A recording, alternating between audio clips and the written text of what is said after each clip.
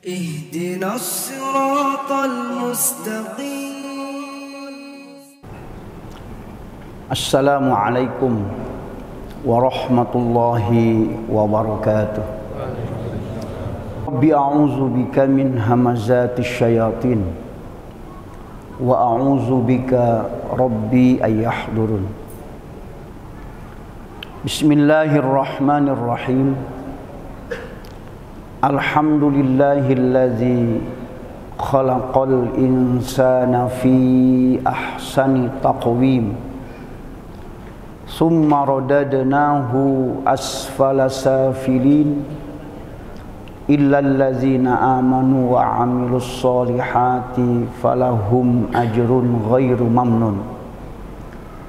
Asyhadu an la ilaha illallah wahdahu la syarikalah wa asyhadu anna Muhammadan 'abduhu wa rasuluhu la nabiyya ba'da. Allahumma fassalli wa sallim wa barik ala nabiyyina Muhammadin wa ala alihi wa ashabihi ajma'in, amma ba'd. Fa ya ibadallah, usikum wa nafsi bi taqwallah faqad fazal muttaqun.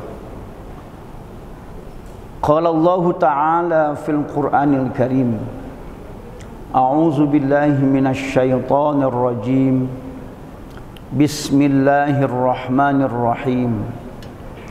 Inna syarrad dawabi 'indallahi summul bukmul ladzina la ya'qilun.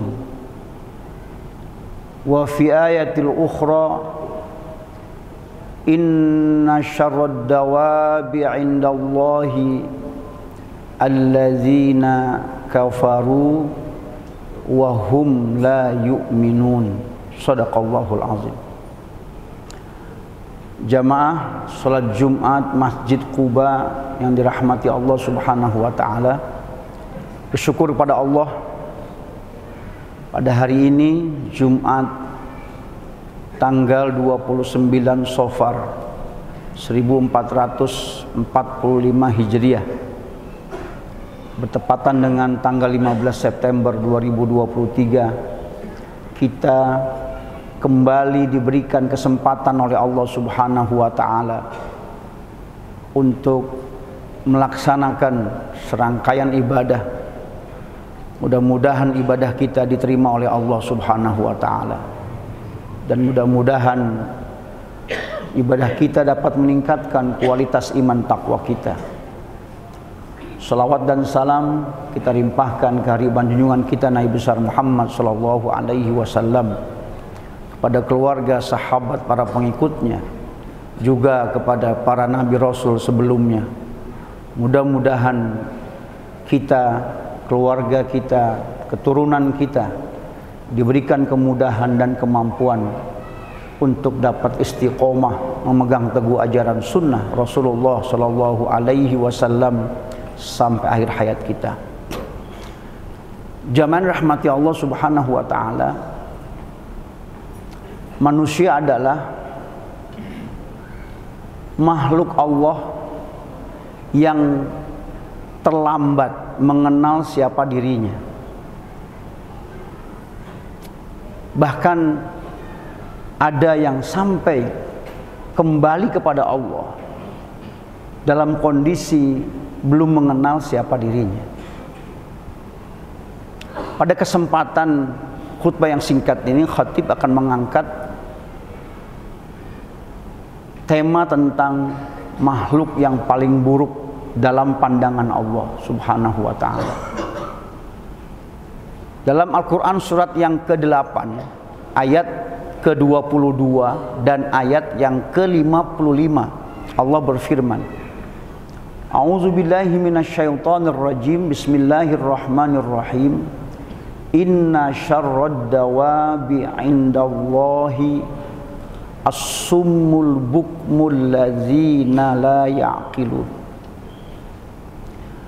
Sesungguhnya makhluk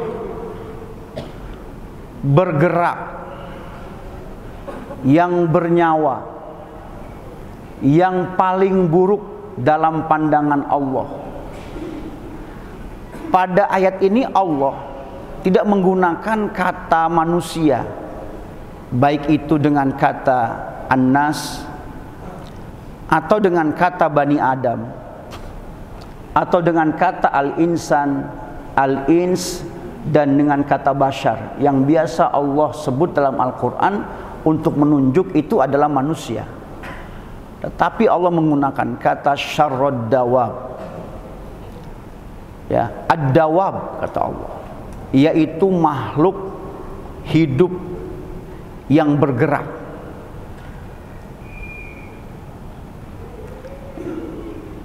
Artinya Allah tidak ingin menyebut mereka ini adalah manusia, karena manusia itu Allah ciptakan dalam bentuk yang sebaik-baiknya. Allah muliakan manusia dengan kemuliaan yang tidak dimiliki oleh makhluk lain yang pernah Allah cipta ke muka bumi ini. Nah, dalam ayat ini ketika Allah menggunakan kata seburuk-buruk orang, Allah menggunakan kata ad-dawab. Bisa dia binatang, bisa dia manusia, karena dia bergerak dan dia bernyawa. Siapakah yang dianggap oleh Allah makhluk yang paling buruk ini dalam pandangan Allah? Kalau yang menilai kita adalah manusia, mungkin bisa salah penilaian itu, karena manusia selalu melihat pada fisik. Kebaikan kita 40 tahun hilang ketika kita ada kesalahan dalam satu hari saja.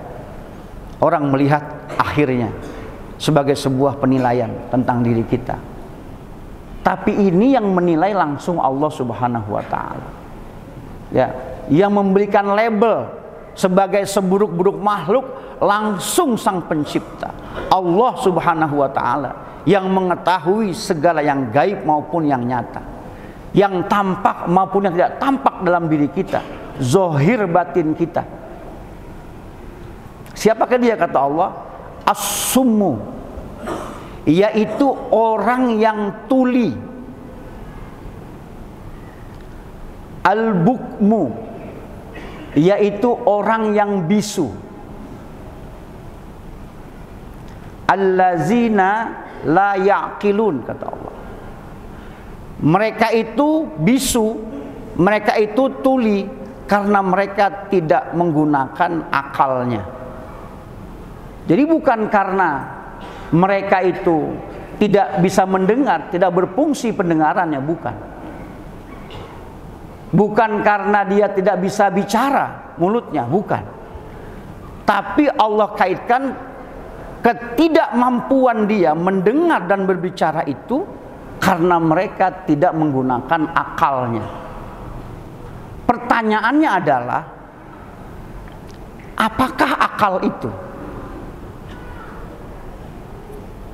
Saat kita ditanya, apakah Anda memiliki tangan? Kita jawab punya. Tunjukkan tanganmu, kita akan angkat tangan kita. Ini tanganku. Terbukti kita punya tangan. Ketika ditanya engkau punya kepala, kita jawab punya. Tunjukkan kepalamu, kita akan tunjuk kepala kita, ini kepala. Tapi saat ditanya apakah kita memiliki akal, kalau kita jawab punya, tunjukkan mana akalmu. Disinilah banyak manusia yang telat mengenal siapa dirinya. Kalau selama ini kita sepakat perbedaan antara binatang dengan manusia itu adalah akal, dari mana kita bisa mengatakan manusia dan binatang bedanya akal, sementara kita belum bisa menunjukkan mana akal itu?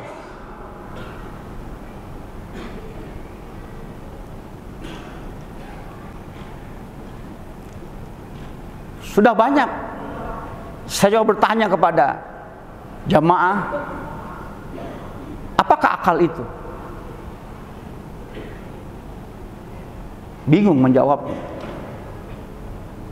Orang yang sudah akil balik, artinya sudah balik itu sudah sampai kepada akalnya, secara fikih ada persyaratannya, ada tandanya. Seorang laki-laki ketika dia sudah ihtilam, mimpi basah, maka dia dikatakan dia sudah akil balik. Seorang wanita ketika dia sudah menstruasi, maka dikatakan dia sudah akil balik, sudah sampai kepada akalnya. Pertanyaannya, apa akal itu? Zaman rahmati Allah Subhanahu wa taala, para arifin billah, orang-orang yang sudah sampai pemahamannya, ma'rifat dengan Allah Subhanahu wa taala, menggunakan hadis ini sebagai dalil. Walaupun para ahli hadis mengatakan hadis ini dhaif, akan tetapi dalam kitab-kitab kajian-kajian ma'rifat, hadis ini menjadi dasar yang dipegang oleh orang-orang yang sudah sampai ma'rifat kepada Allah Subhanahu wa taala. Ma huwal aqlu? Apakah akal itu? Dikatakan ad-dinu huwal aqlu. Agama itu adalah akal. La dina liman la aqlalahu. Tidak beragama orang yang tidak menggunakan akal. Karena akal itu adalah agama. Agama itu adalah akal. Sehingga ketika seorang anak laki-laki dia sudah ihtilam, mimpi basah, perempuan dia sudah menstruasi, maka pada saat itu dia sudah sampai kepada kewajiban agamanya. Sudah terkena hukum taklif. Jika dia berbuat salah, dia akan tercatat sebagai orang yang bersalah dan dapat konsekuensi dosa. Jika dia berbuat kebaikan, tercatat dia berbuat baik dan mendapatkan pahala. Ya. Maka sejak itu semua perbuatan dia akan dicatat, kecuali pada saat dia tidur dan pada saat nanti dia terjangkit penyakit gila, maka dicatat amalnya oleh Allah Subhanahu wa taala. Rufi'al qalam, catatan agamanya diangkat, dia terlepas dari agamanya. Zaman rahmati Allah Subhanahu wa taala. Jadi kalau kata Allah tadi, orang yang paling buruk dalam pandangan Allah Subhanahu wa taala adalah orang yang tuli. Maksudnya adalah orang yang tidak mau dengar apa kata agamanya. Wahum la yaqilun. Mereka tidak menggunakan akal, artinya mereka tidak mau menggunakan agamanya. Ketika seseorang dia punya keinginan dan keinginan itu tidak dikonfirmasi dengan akalnya, dengan agamanya, padahal menurut agamanya ini adalah sesuatu yang diharamkan dan dia melakukan perkara itu, maka dikatakan orang ini adalah orang yang tuli, kata Allah, karena dia tidak mau dengar apa kata agamanya, dia tidak mau menggunakan akalnya. Zaman rahmati Allah Subhanahu wa taala. Contoh dalam keseharian kita. Ya, saat kita menginginkan sesuatu untuk kita makan, untuk kita minum. Mungkin ini viral. Ya, di media sosial ada model makanan baru, ada model minuman baru. Ya, viral di media sosial sehingga kita ingin mencoba makanan itu. Ya, apakah keinginan kita itu kemudian kita konfirmasi dengan akal kita? Artinya kita konfirmasi dengan agama kita. Kita mesti lihat, ya, apakah makanan ini, minuman ini sudah ada label halalnya? Paling tidak itu. Ketika kita melihat, oh ternyata makanan minuman ini belum ada label halalnya, maka kemudian kita mengikuti akal kita, konfirmasi akal kita, agama kita. Makanan yang belum jelas kehalalannya, kita tidak boleh memakannya. Kemudian kita tinggal makanan itu, tidak jadi kita beli, kita tidak jadi kita makan, karena kita sudah konfirmasi dengan akal kita, dengan agama kita, bahwa makanan ini belum jelas kehalalannya, berarti orang ini adalah orang yang berakal. Orang yang berakal. Orang ini beragama Islam, beratribut dengan pakaian Islam. Kemudian ketika dia melihat makanan ini belum ada label halalnya, karena keinginan akhirnya dia makan juga. Urusan belakangan. Maka orang ini dikatakan orang yang akalnya tidak sehat. Orang yang agamanya tidak sehat karena dia tidak mampu mengkonfirmasi setiap keinginannya dengan akalnya atau dengan agamanya. Allah katakan, inilah as-summu yang sesungguhnya, orang yang tuli. Ketika agama mengatakan ini haram, maka dia seolah-olah bersikap tidak mendengar apa kata agamanya, dan kemudian dia melanggarnya. Satu contoh kecil. Banyak contoh lain yang bisa kita ambil. Ya. Ketika kita punya keinginan yang kuat, kita ingin punya rumah, karena sudah lama kita terus-menerus ngontrak. Kita ingin punya kendaraan sendiri. Ya, karena di Jakarta kita butuh punya kendaraan sendiri misalnya.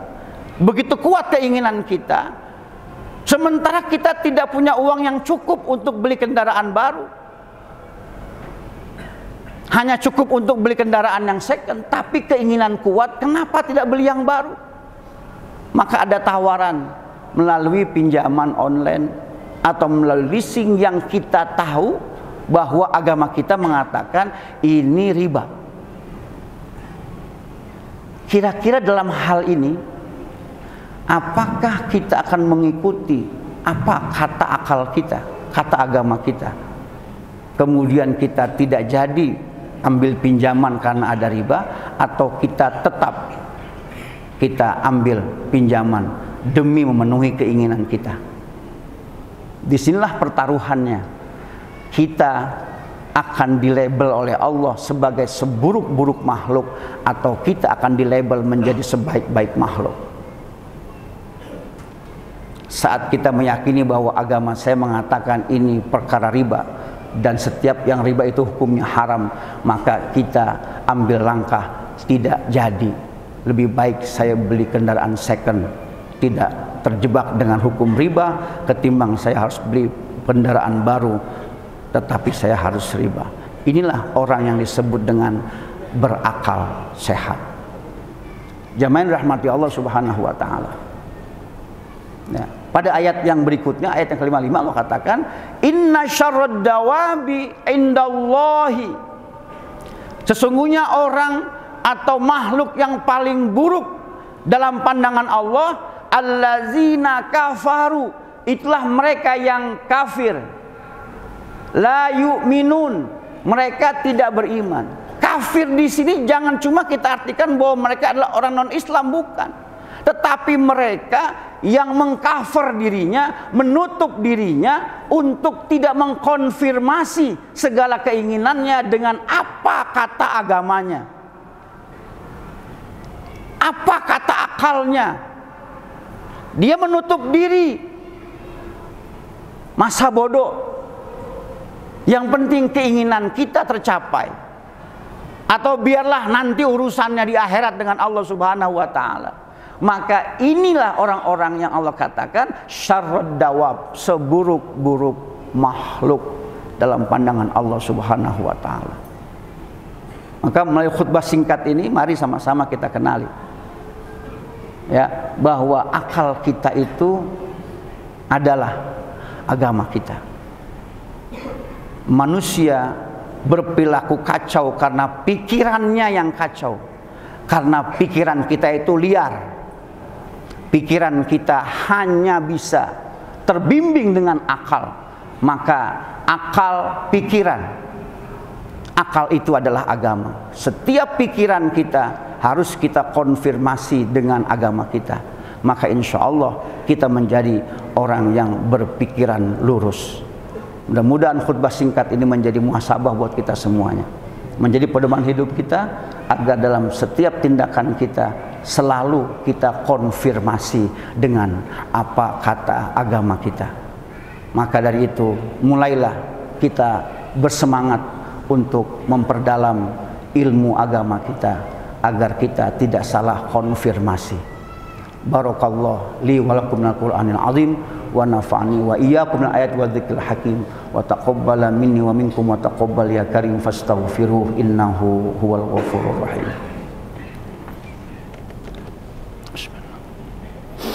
Allahumma shalli.